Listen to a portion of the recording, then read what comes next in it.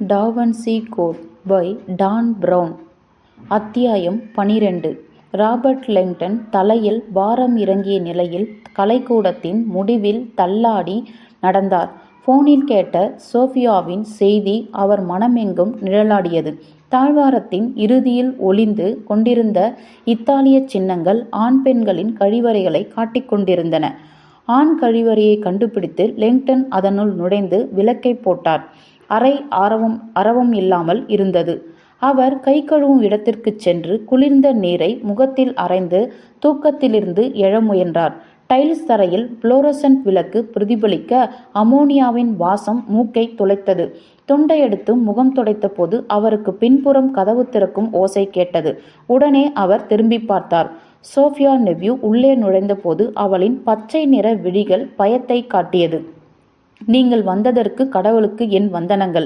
ஏனெனில் நமக்கு அதிக நேரம் இல்லை. லிங்டன் கை கழுவும் இடத்திற்கு அருகே நின்றபடி டிசிபிஜே ரகசிய எழுத்து கலைஞரான சோஃபியா நெவ்யை குழப்பத்துடன் பார்த்தார். ஒரு நிமிடத்திற்கு முன்புதான் லிங்டன் அவளின் செய்தியை கேட்டு அப்போதுதான் வந்த அந்த ரகசிய எழுத்து கலைஞருக்கு மனநிலை சரியில்லை என நினைத்தார். ஆனால் செய்தியை கேட்க கேட்க சோஃபியா நெவ்வியும் பேச்சினில் அதீதமான ஊக்கத்தை உணர்ந்தார். செய்தியை கேட்டு உணர்ச்சிகளை வெளிக்காட்டாதீர்கள். நீங்கள் இப்போது அபாயத்தில் உள்ளீர்கள். நான் பேசுவதை அமைதியுடன் கேளுங்கள். நான் சொல்வது போல செய்யுங்கள். என்ன செய்வதென்று தெரியாமல் விழித்த லிங்டன் பிறகு சோஃபியா சொன்னதைப் போல நடப்பதென்று முடிவுக்கு வந்தார். அவர் பெக்கேவிடம் அந்த செய்தியில் தன் நண்பனுக்கு அடிபட்டிருக்கிறது என்றும் உடனடியாக தான் நாடு திரும்ப வேண்டும் என்றும் கூறினார். பிறகு கலைக்கூடத்தின் முடிவில் உள்ள கழிவறைக்கு செல்ல வேண்டும் என சொன்னார். சோஃபியா வேகமாக நடந்ததின் காரணமாக அவர் முன் நின்று இன்னும் கூட மூச்சு வாங்கி கொண்டிருந்தாள். புளோரசன்ட் விளக்கொலியில் லிங்டன் ஆச்சரியப்படும் விதமாக அவளது தலைக்கேசம் மென்மையான முகத்தில் அடர்த்தியாக தெரிந்தது. அவளுடைய கண்கள் மட்டுமே கூர்மையாக இருக்க ரெனாயர் ஓவியனின் ஓவியத்தில் அடுத்தடுத்து வரும் பல்வித ஓவியங்களாக தெரிந்தாள். மிஸ்டர் லிங்டன், நான் உங்களுக்கு ஓர் எச்சரிக்கை தர முயன்றேன். சோஃபியா இன்னும் மூச்சு வாங்கிக் கொண்டே சொன்னாள். அதாவது நீங்கள் காவல் கட்டுப்பாட்டில் உள்ளீர்கள். அவள் பேசிய பொழுது ஆங்கில உச்சரிப்பு சுவரில் பட்டு எதிரொலித்தது. ஒரு மாதிரி வெற்றாக ஒலித்தது. எதற்காக? லிங்டன் வினாவினார். சோஃபியா முன்னமே போனில் அதற்கான காரணத்தை விளக்கிவிட்டாள். ஆனால் அவள் வாயாலேயே கேட்க வேண்டும் என்றிருந்தது. ஏனெனில் பெக்கேவின் கணக்குப்படி இந்த கொலையில் சந்தேகித்த தகுந்த முதல் நபர் நீங்கள்தான். அவரை நோக்கி அடியெடுத்து வைத்து கொண்டே சொன்னாள். லிங்டன் பதில் சொல்லாமல் வார்த்தைகளை தேடினார். ஆனால் எதை சொல்ல முயன்றாலும் அவை பொருத்தமற்றதாக தோன்றியது. லிங்டன் இன்றிரவில் லுவாருக்கு அழைக்கப்பட்டார். ஆனால் சின்னங்களை விளக்கும் அறிஞராக அல்ல, மாறாக குற்றவாளியாக. இப்போது டிசிபிஜே சிறந்த ஒரு விசாரணை முறையானது இருந்து ஒற்றறிதல், அதாவது குற்றவாளியை குற்றம் நிகழ்ந்த இடத்திற்கு வரவழைத்து அவரை விசாரிக்கும் பொழுது தவறுதலாக அவரே தன் குற்றத்தை ஒப்புக்கொள்ள வைப்பது என்ற முறையை பின்பற்றியது. உங்களின் இடப்புற கோட்பைக்குள் பாருங்கள்.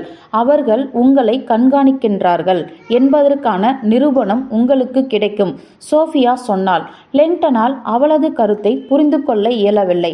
சட்டை பைக்குள் பார்க்கவா? இது ஏதோ மோடி மஸ்தான் வித்தை போலிருக்கிறதே. பாருங்கள். திடுக்கிட்ட லிங்டன் எப்போதும் பயன்படுத்தாத தன் கோட்டு சட்டையின் இடதுபுற பாக்கெட்டில் கையை நுழைத்தார். பாக்கெட் முழுவதும் தேடியும் ஒன்றும் கண்டுபிடிக்க முடியவில்லை. என்ன எழவை நீ எதிர்பார்க்கிறாய்? சோஃபியாவுக்கு உண்மையிலேயே சித்தப்பிரமையா என்று அவர் எண்ணத் தொடங்கினார். அப்பொழுது எதிர்பாராத விதமாக அவரின் விரல்களுக்கு ஏதோ ஒன்று தட்டுப்பட்டது. அது மிக சிறியதாக கடினமாக இருந்தது.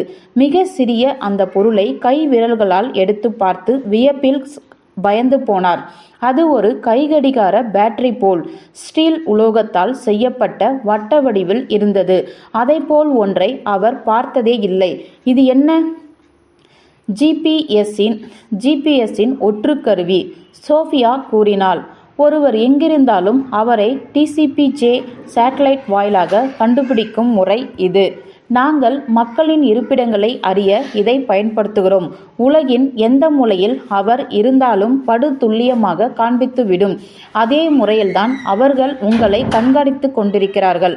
ஹோட்டல் அறையிலிருந்து நீங்கள் வெளியே கிளம்பும் முன் உங்களின் ஏஜெண்ட், அதாவது எங்களின் ஏஜெண்ட் இதை பாக்கெட்டில் வைத்திருக்கிறார். லெங்டன் தன் ஹோட்டல் அறையை நினைத்து பார்த்தார். அவருடைய அவசர குளியலும் ஆடை அணிந்தபோது அந்த டிசிபிஜே ஏஜெண்ட் அவருடைய கோட்டை மரியாதையுடன் தர அவர் அதை அணிந்து கொண்டு புறப்பட்டார். மிஸ்டர் லெங்டன், வெளியில் குளிர் அதிகம். நீங்கள் சொல்கிற போல் தட்பவெப்பம் இங்கு கிடையாது, ஏஜெண்ட் சொன்னார். லெங்டன் அவருக்கு நன்றிகளை தெரிவித்தார். சோஃபியாவின் ஆலிவ் நிற பார்வை ஆர்வத்துடன் பார்த்தது. நான் இந்த ஒற்றறியும் கருவியை பற்றி முன்பே உங்களிடம் சொல்லியிருக்கவில்லை. காரணம், நீங்கள் அதை தேடப்போய் உடனே பெக்கே அதை அறிந்து கொள்வார். லெங்டனுக்கு என்ன சொல்வதென்றே தெரியவில்லை. நீங்கள் எங்காவது ஓடிவிடப் போகிறீர்கள் என்று அவர்கள் இக்கருவியை உங்கள் பையில் போட்டிருக்க வேண்டும். ஒரு வகையில் நீங்கள் ஓட வேண்டும் என்றே விரும்புகிறார்கள். இதனால் வழக்கானது பலப்படும். நான் ஏன் ஓட வேண்டும்? நான் நிரபராதி. பெக்கே வேறு மாதிரியாக நினைக்கிறார். கோபமடைந்த லெங்டன் குப்பைகளை வீசும் தொட்டி அருகே நடந்து சென்று கருவியை வீச முயன்றார். வேண்டாம். சோஃபியா அவருடைய கையை பிடித்து தடுத்தாள். உங்கள் கையிலேயே அதை விட்டுவிடுங்கள். நீங்கள் அதை வெளியில் எறிந்தால் சமிக்ஞை நின்று போகும். எனவே அவர்கள் நீங்கள் அதை கண்டுபிடித்ததை அறிந்து கொள்வார்கள். பெக்கே உங்களை தனியாக விட காரணமே அவர் உங்களை கண்காணிக்க முடியும் என்பதனால்தான். அவர் செய்து கொண்டிருப்பதை நீங்கள் அறிந்துவிட்டதாக அவர் அறிந்தால், சோஃபியா தான் சொல்வதை முடிக்கவில்லை. பதிலாக லெங்டன் கையிலிருந்த உலோக வட்டத்தை வாங்கி அவர் கோட் பாக்கெட்டுக்குள் போட்டாள். இது உம்மோடு குறைந்தபட்சம் சில நிமிடங்களாவது இருக்கட்டும். லெங்டன் காட்டினுள் மாட்டிக்கொண்டதைப் போல் உணர்ந்தார். நான் தான் ஜாக்வா சோனியரை கொன்றேன் என்ற முடிவுக்கு பெக்கே எப்படி வந்தார்?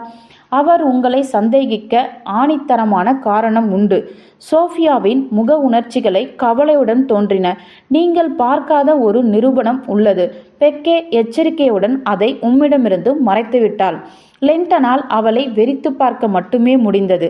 சோனியர் தரையில் எழுதியிருந்த அந்த 3 வரிகள் உங்களுக்கு ஞாபகம் இருக்கிறதா?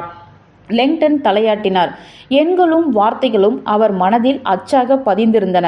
சோஃபியாவின் வார்த்தைகள் சட்டென கிசுகிசுப்பாக மாறின. துரதிருஷ்டவசமாக நீங்கள் பார்த்த செய்தி முழுமையானது அல்ல. அதில் 4வது வரியும் உண்டு. பெக்கே அதை புகைப்படம் எடுத்த பின்னர் நீங்கள் இவ்விடத்திற்கு வரும் முன் அழித்துவிட்டார். அம்மாதிரியான பேனாமையை எளிதில் அழித்துவிட முடியும் என்று லெங்டன் அறிந்திருந்தாலும் பெக்கே எதற்காக நிரூபணத்தை அழிக்க வேண்டும் என கற்பனை செய்ய முடியவில்லை. அந்த செய்தியின் கடைசி வரியை நீங்கள் அறிந்து கொள்ளக்கூடாது என பெக்கே நினைக்கிறார். குறைந்தபட்சம் உங்களை பிடிக்கும் முன், சோஃபியா சொன்னாள். சோஃபியா தன் ஸ்வெட்டர் பாக்கெட்டிலிருந்த கணினியிலிருந்து எடுக்கப்பட்ட ஒரு பேப்பரை எடுத்து பிரிக்கத் தொடங்கினாள். குற்றம் நடந்த இடத்திலிருந்து விஷயங்களை பெக்கே புகைப்படம் எடுத்து இரகசிய எழுத்து கலைத்துறைக்கு அனுப்பி வைத்தார். எனவே சோனியர் என்ன சொல்ல வருகிறார் என நாங்கள் சொல்வோம் என நம்பினர். இதோ அந்த முழுமையான செய்தியை போட்டோவில் காணலாம். அவள் பேப்பரை லெங்டனிடம் தந்தாள். திடுக்கிட்டு போன லெங்டன் அதை பார்த்தார். அந்த ஆடம்பர தரை மீது எழுதப்பட்ட வரிகளை புகைப்படமானது துல்லியமாக காட்டியது. செய்தியின் இறுதி வரி லெங்டனின் மர்மஸ்தானத்தில் விழுந்த உதை போல் இருந்தது. 13-2-21-1-1-8-5 டிராகோனியன் டேவில் ஹோ லேம் ஷென்ட் PS ஃபைண்ட் ரோபர்ட் லங்டன். அதாவது 13-2-21-1-1-8-5 ஓ முரட்டு பேயே, ஐயோ மூடமான புனிதமே. பின் குறிப்பு: ராபர்ட் லங்டனை கண்டுபிடி.